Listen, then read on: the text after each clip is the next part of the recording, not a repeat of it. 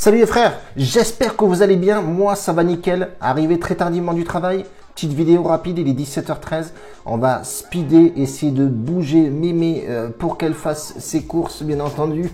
Je sais pas pourquoi je dis toujours ces bébés là, je les laisse tranquilles un peu les mémés, on vous embrasse bien entendu. Les frérots, si t'es pas encore abonné, je t'abonne ici, abonne-toi juste là, petite clochette. Ambiance les frérots et 100 pouces pour demain les frères, s'il n'y a pas 100 pouces, pas de vidéo, comme ça au moins...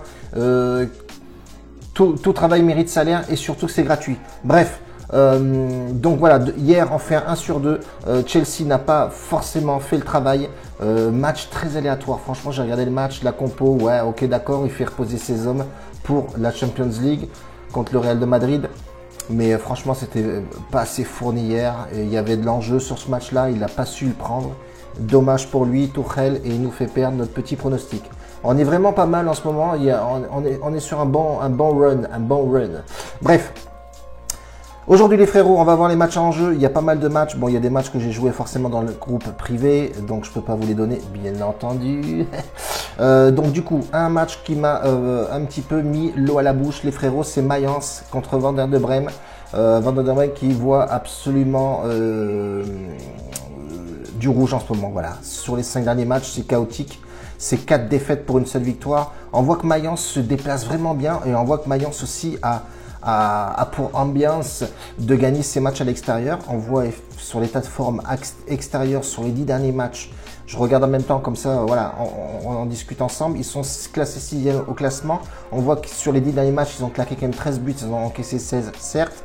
Ils ont fait 4 matchs nuls, ils en ont perdu que 3, ils en ont gagné 3 à l'extérieur, bien entendu. Et ça, franchement, c'est une bonne perf. Sur le classement général, c'est là où je veux en venir.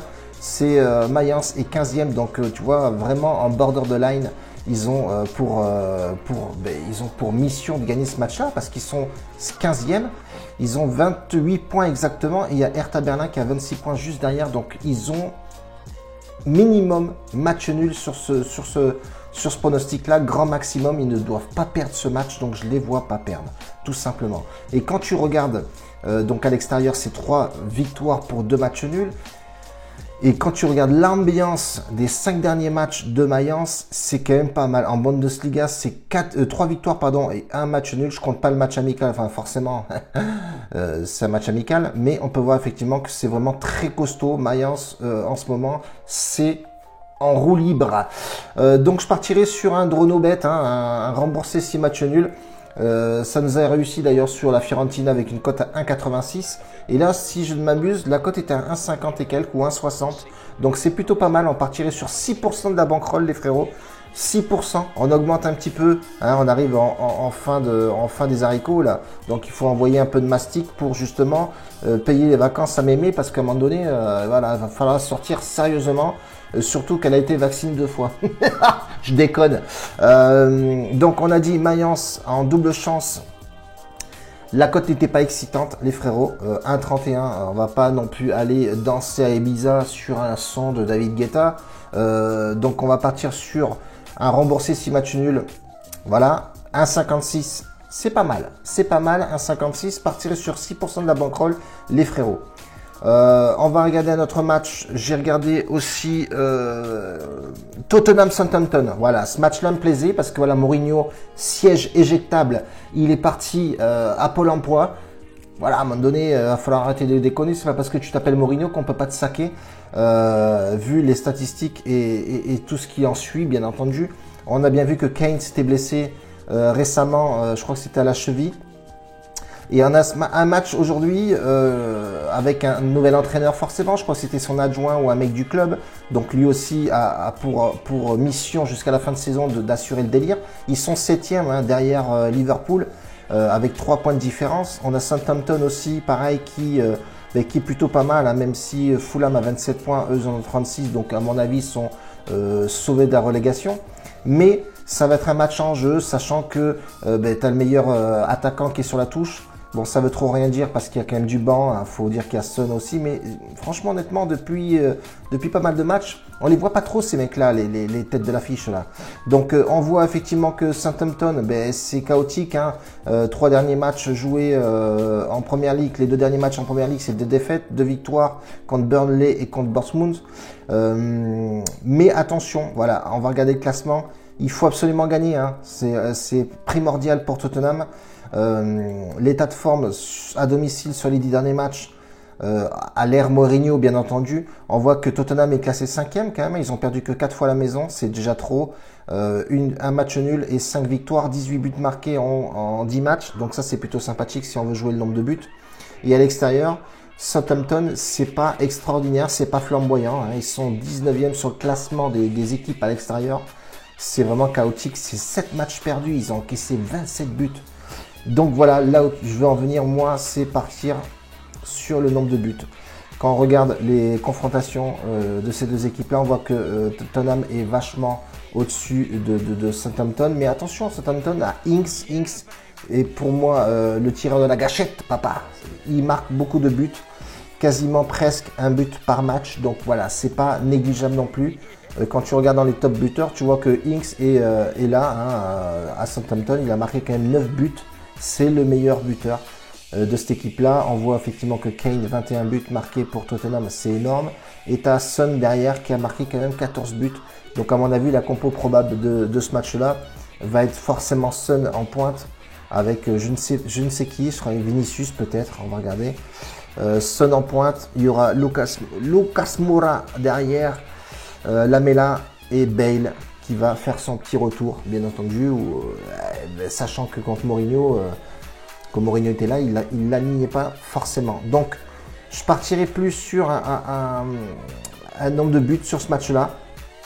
Tout simplement, je pense que ça va scorer. Il y a quand même un peu d'enjeu, sachant que les joueurs vont vouloir se démarquer. Hein, un nouveau coach, même s'ils le connaissent, certes, à mon avis, il y aura du but sur ce match-là.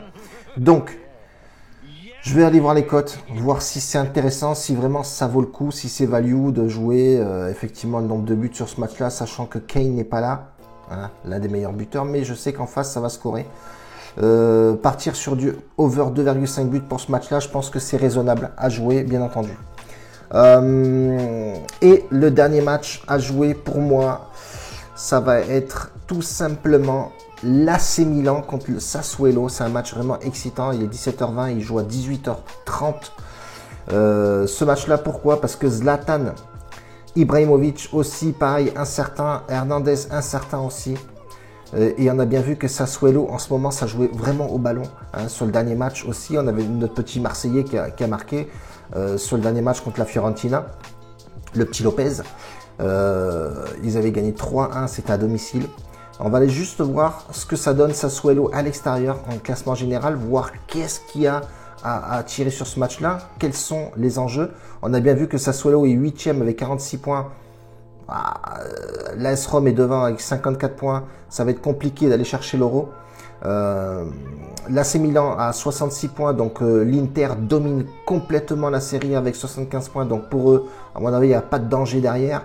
Milan AC a juste besoin de conserver cette deuxième place parce que l'Atalanta est juste derrière, collé au cul. Donc attention, en termes d'état de forme extérieur, sur les 10 derniers matchs, on parle de Sassuolo bien entendu, hein, je ne parle pas du FC Bouzak-Bouak de Division 19. Hein. Et on voit qu'effectivement Sassuolo se déplace plutôt mal. 6 défaites, un seul match nul et 3 victoires. Ils ont encaissé 21 buts sur 10 matchs, ce qui est énorme. Il y a vraiment un gros problème dans cette équipe-là en termes de défense. Et on voit que Milan AC à domicile, c'est pas flamboyant non plus. Hein. Ils ont encaissé 15 buts en 10 matchs, ils en ont perdu 4, ils ont fait 2 matchs nuls, ils ont gagné 4 matchs seulement. C'est vraiment aussi pareil, chaotique. À domicile, sur les 5 derniers matchs, Milan AC, c'est pas ouf non plus. Dernier match, c'était contre Genoa, ils ont gagné 2-1 à la maison. La Sampdoria, ils font 1-1. Moi, personnellement, je partirais plus sur l'AS Milan AC, pardon. L'AS Milan AC, enfin, je suis parti en live complet. Le Milan AC, les frérots, sur ce match-là, ça me semble logique, plausible. Tout est possible, même si dans le football, il y a beaucoup de surprises. Mais je pense pas que Milan AC va lâcher ce match-là. Donc je partirai logiquement sur le Milan AC avec une cote à 1,80. Elle est plutôt pas mal à jouer. Donc je partirai aussi, pareil, faible pourcentage de mise, 2% sur ce match-là. Je pense que c'est assez honnête. Même si un certain Zlatan Ibrahimovic, mais il y a quand même du banc au Milan AC. bien plus supérieur que celui de Sassuolo. Et on va le tenter comme ça, les frérots. En tout cas, on part sur 3 matchs aujourd'hui. Grosse bise à tous. Objectif 100 pouces, les frérots. Sinon, moi, demain, je vais faire Transat et ça va être bain de soleil à gogo. Crème solaire numéro 15. Pourquoi pas l'huile d'olive si on est dingue. Grosse bise à tous, les frérots. À demain. Ciao.